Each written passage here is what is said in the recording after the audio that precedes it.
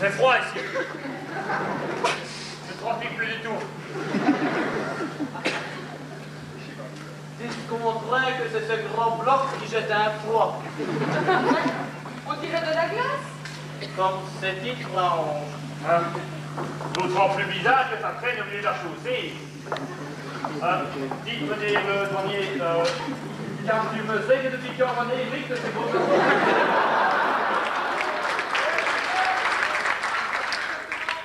jours.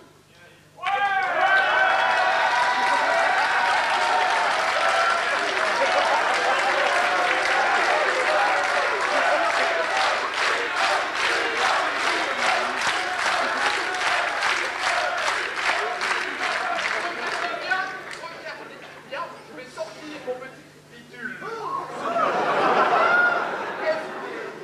C'est un LCD, Electronic Programmable Integrated Microcomputing. Celsius Fahrenheit. Ça mesure aussi la température en degrés centigrades. Ensuite, appuyez sur un bête bouton. L'écran est complètement effacé. Et finalement, on appuie sur un dernier bouton et le processus est interrompu. Et la machine s'arrête. Je vais faire une démonstration. Messieurs, la température est exactement de moins 342 degrés.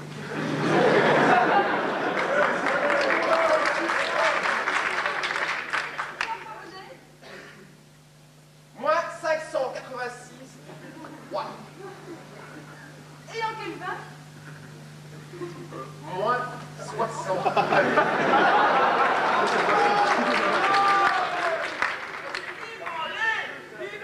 Dans cette circonstance, la probabilité que cet objet soit distinct de la comète que nous recherchons est infiniment proche de 0.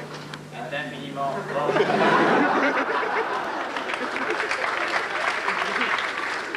ce n'est pas pour autant qu'il faut croire que c'est obligatoirement elle.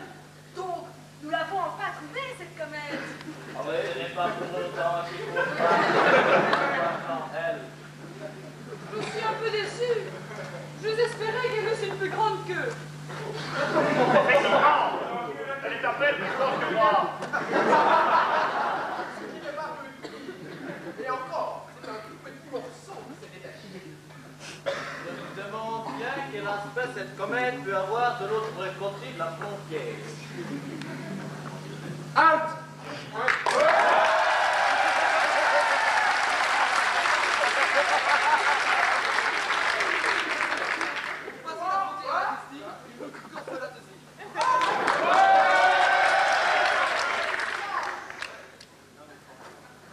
Ma petite dame, pour passer la frontière linguistique, vous aussi. Il n'y a rien qui puisse vous intéresser dans cette valise. Rien d'intéressant.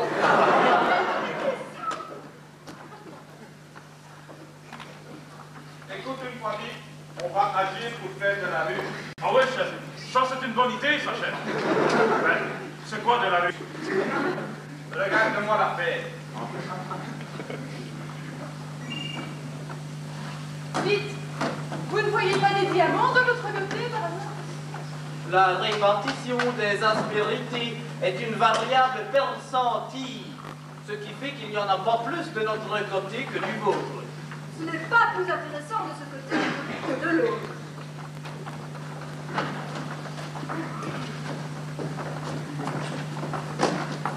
Vous aussi? Oh, oui.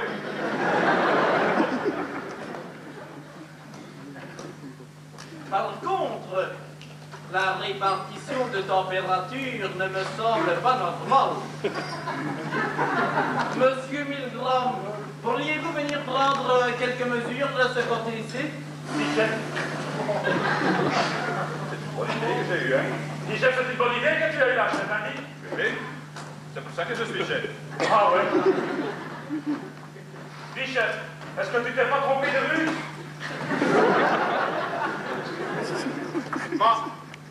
Mais qu'est-ce que tu fais là? Je regarde pas la valise RTL une fois, hein? Dites, à propos de la température, j'ai un petit idée là-dessus, hein? Évidemment, une petite fréquence de vol se permet d'avoir des idées sur tout. Halte là, mon gros monsieur, si vous... Bien, monsieur, d'abord, je ne suis pas gros. Tout simplement, rien enveloppé. Et puis dans ces valises, il n'y a rien. Au début du voyage, elle était remplie de petits moutards repartis. C'est quelque chose qui est comme un page.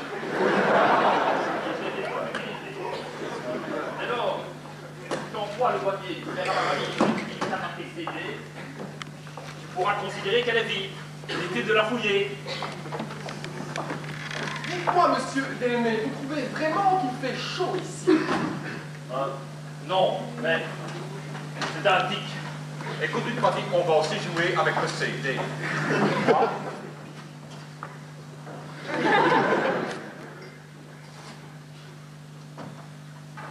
Ah oui, chef, ça c'est une bonne idée, ça, chef.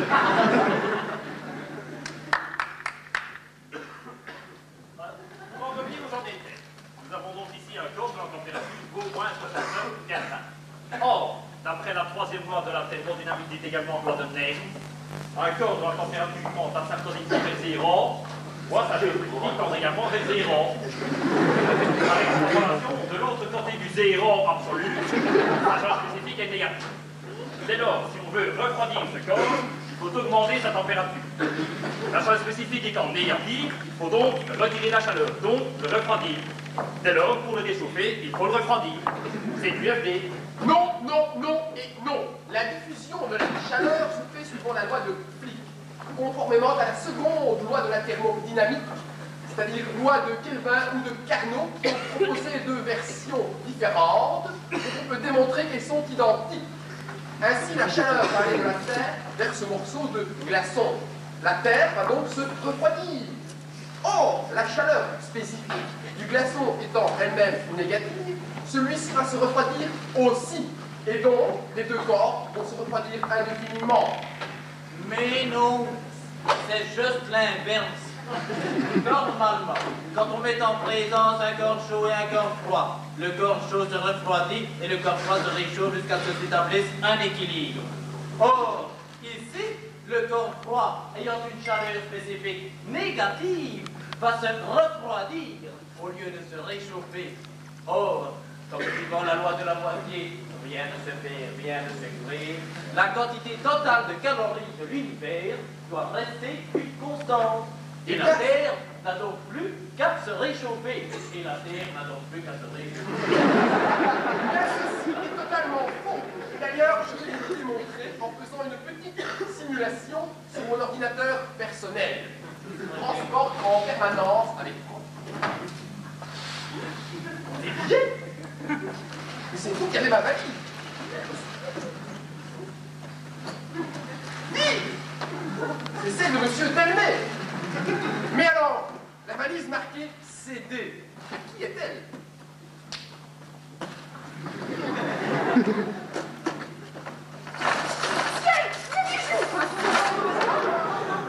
Bien, cela se complique. Essayons tout. Mais je vous ai dit de me conseiller à la naissance.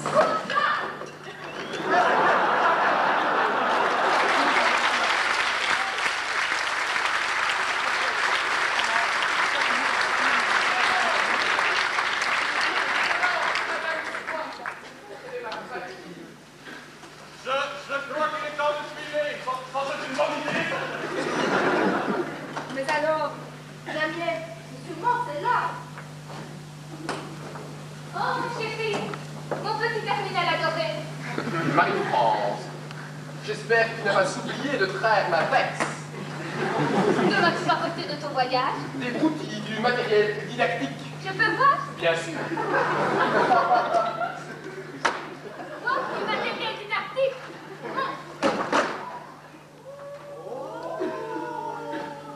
Quelqu'un, ce que c'est? Quelle horreur! Mais qui est-ce? Qui le sait? Oh,